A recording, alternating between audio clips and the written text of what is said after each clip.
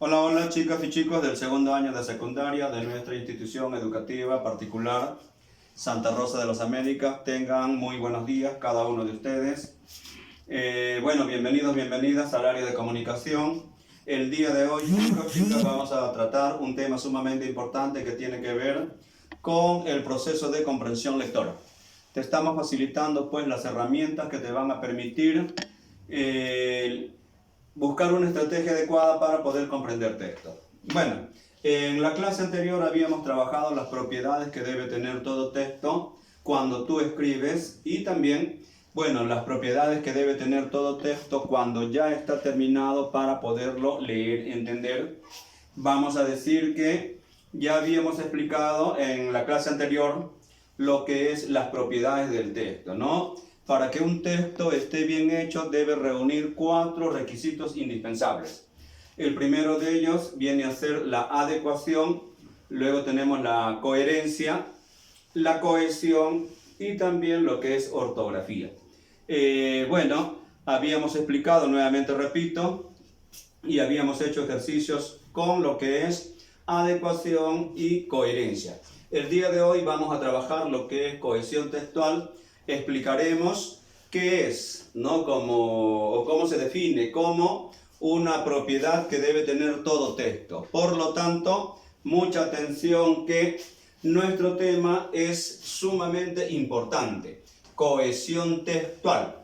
Esto nos va a servir para producir textos. Al momento entonces de elaborar tu texto, tienes que tener en cuenta esta propiedad, esta característica. Tu profesor Francisco del área de comunicación o cualquier docente del área de comunicación, en el proceso de producción del texto, entonces lo que va a evaluar es las propiedades del texto. En este caso, la cohesión. Vamos aquí entonces a explicarles, ¿ya? La cohesión textual o la cohesión del texto, ¿qué viene a ser? Como les dije anteriormente, una propiedad de todo texto. Entonces, todo texto, para que esté bien hecho, bien elaborado, bien ordenado, bien hilvanado, debe tener cohesión. Dice, propiedad de todo texto que consiste en relacionar ideas. Al momento de elaborar las ideas, entonces, las oraciones, estas deben estar bien hilvanadas. Y no se olviden que toda oración, todo texto debe desarrollar temas conectados entre sí.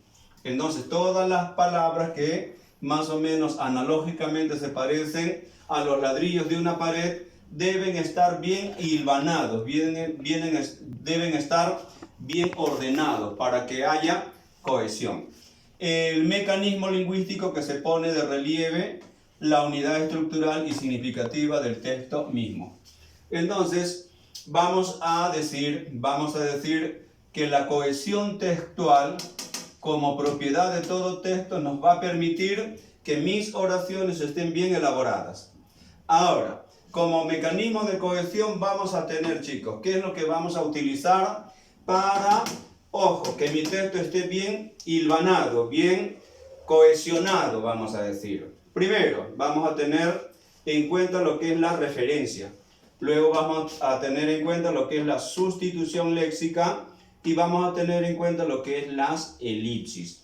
Todo esto nos va a permitir entonces conocer, saber qué debo utilizar, qué recurso debo utilizar para que mi texto no repita palabras, para que mis ideas estén bien hilvanadas. Vamos a, antes de explicarles cada uno de ellos, vamos a hacer una lectura, chicos, vamos a hacer una lectura para poder identificar ya los mecanismos, uno de ellos, los referentes. A ver, tengo un texto titulado Libros Parlantes.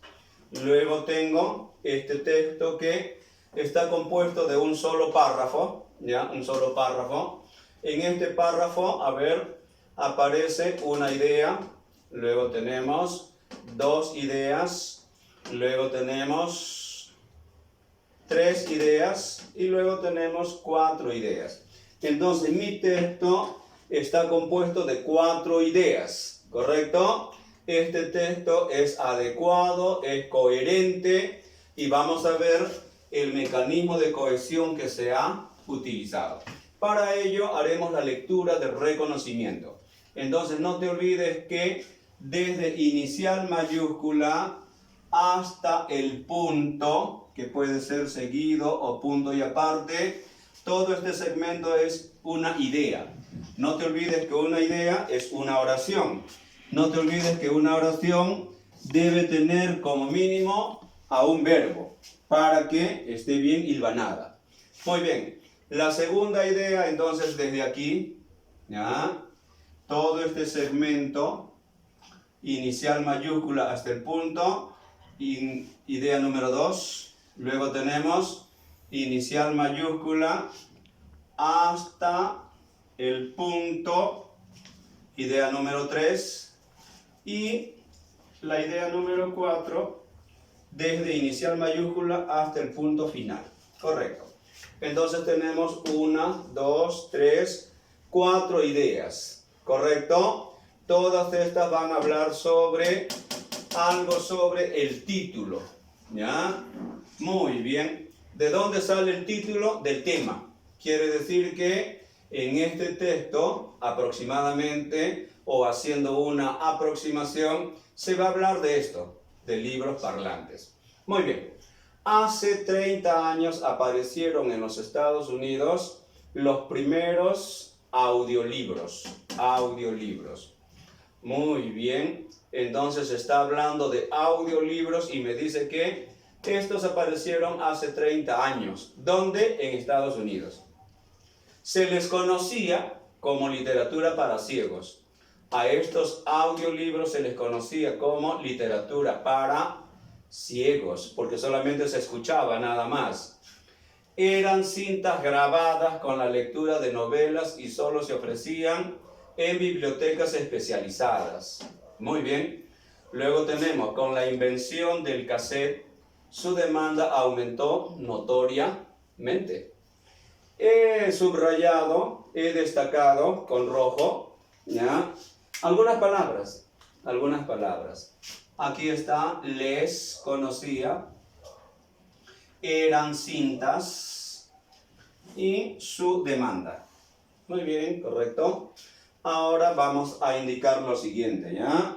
El autor, la persona que escribió este texto, lo ha hecho pues utilizando un mecanismo de cohesión llamado referencia. Muy bien. ¿Y qué viene a ser la referencia? Viene a ser aquel mecanismo de cohesión según el cual una palabra reemplaza a otra que se ha mencionado anteriormente. Por decir, esta palabra les está reemplazando a una de estas palabras que se ha mencionado anteriormente. Dice, hace 30 años aparecieron en los Estados Unidos los primeros audiolibros. Y luego, se les conocía como literatura para ciegos. Entonces voy a decir que este les está reemplazando o se refiere a audiolibros. A los audiolibros se les conocía como literatura para ciegos. He utilizado entonces esta palabra de aquí para poderme referir a esta palabra que ya se dijo anteriormente. Luego continuamos. Dice, se les conocía como literatura para ciegos. Eran cintas grabadas. Vean ustedes. Aquí, ¿a quién se refiere? A estos audiolibros también. Entonces voy a decir que la palabra eran se refiere a audiolibros. Estos audiolibros, dice, eran cintas grabadas con la lectura de novelas y solo se ofrecían en bibliotecas especializadas. Con la invención del cassette, su demanda. ¿La demanda de quién? La demanda de los audiolibros. Vean ustedes. Con la invención del cassette, su demanda, o sea, la demanda de los audiolibros, aumentó notoriamente. Muy bien. Ahora nos conviene, chicos, nos conviene saber qué clases de palabras. Será pues les, qué clase de palabras eran, qué clase de palabras su. Muy bien. Este dato es sumamente importante para poder entender un texto y para poder escribir también un texto. Entonces, como está reemplazando a esta palabra de aquí, evita la repetición. Ya no se repite la misma palabra, audiolibros, a cada momento. Eso nos permite, pues, la cohesión. Nos permite que, ojo, no haya repetición de palabras. ¿Ya? Muy bien. Les. ¿Qué clase de palabra es? Será artículo, sustantivo, adjetivo, pronombre, verbo, preposición, conjunción, adverbio o interjección. Vamos a decir que es un pronombre personal. Es un pronombre personal. Pronombre, la palabra que sustituye, reemplaza al nombre o sustantivo. Entonces, este nombre o sustantivo está siendo reemplazado por el pronombre personal les. Muy bien. Eran, verbo. En tiempo pasado. Muy bien. Eran, ¿quién eran? Eran cintas grabadas, los audiolibros. Eran cintas grabadas. Verbo. Su demanda. Adjetivo posesivo. Entonces deduzco, infiero a partir de las pistas que estoy dando que, ojo, voy a utilizar para lo que es la cohesión un mecanismo llamado referencia. Dentro de lo que es la referencia, entonces van a estar la anáfora, la catáfora y la elipsis. ¿Ya? Entonces vamos a decir que como mecanismo de cohesión se va a utilizar la anáfora. ¿Ya? A ver aquí. Anáfora. Vamos a utilizar la catáfora. Vamos a utilizar la elipsis. Muy bien. Entonces, acá tenemos aquí tenemos anáfora, ¿ya? Palabra que reemplaza a otra que se dijo anteriormente. Entonces, he utilizado pronombres personales, verbos, adjetivos posesivos y también puedo utilizar adverbios de lugar. Si yo digo, por ejemplo, María nació en Ica, así digo, ¿ya? María nació en Ica, punto seguido. Allí estudió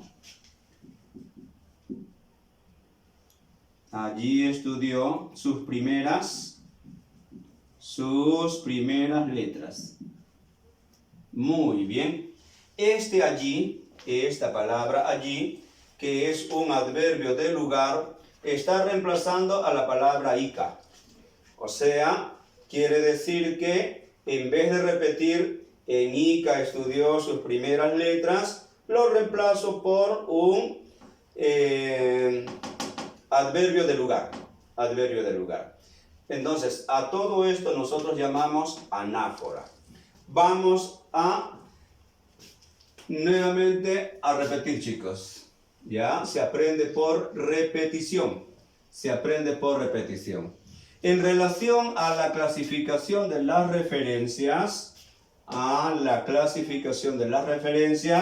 nuevamente tenemos anáfora, catáfora, elipsis y sustitución léxica. Lo que les había explicado, ahora vamos a ir aclarando ideas, chicos. Muy bien.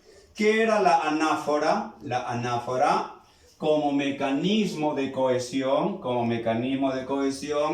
viene a ser, ojo, aquella referencia que se produce cuando una palabra asume el significado de otra que ha sido mencionada anteriormente.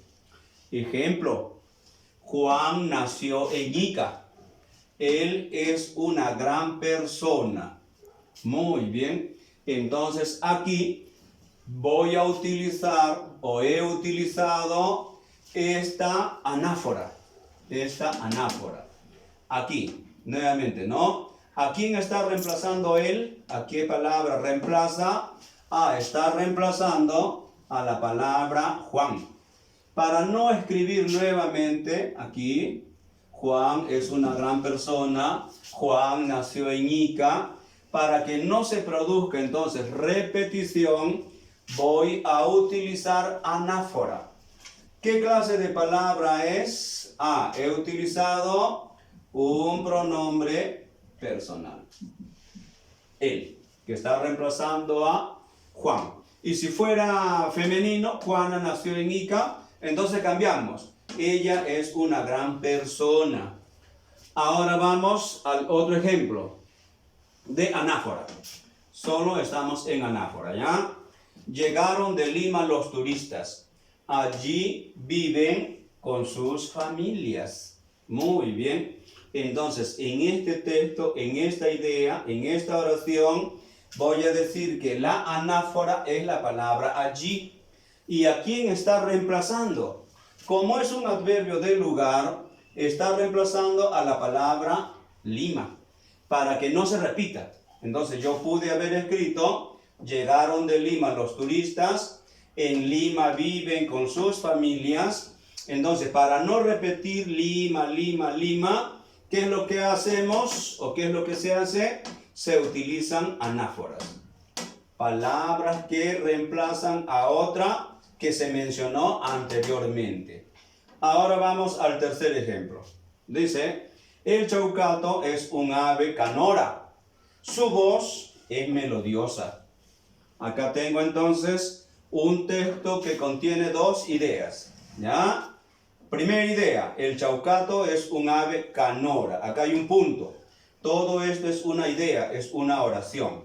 Luego tenemos, continúa el texto, dice, su voz es melodiosa. ¿La voz de quién? Del chaucato. Entonces voy a decir que este adjetivo posesivo, ¿ya?, está reemplazando a la palabra chaucato. ¿De quién es la voz? La voz es del chaucato. La voz del chaucato es melodiosa. Muy bien, de esta manera entonces, chicos, hemos explicado lo que es anáfora. Ahora vamos a explicar lo que es catáfora, pero una idea más o menos para que vayan ya ustedes procesando en su información, en su cerebro, viene a ser lo contrario a anáfora. ¿Ya? Viene a ser lo contrario a anáfora. Explicaremos.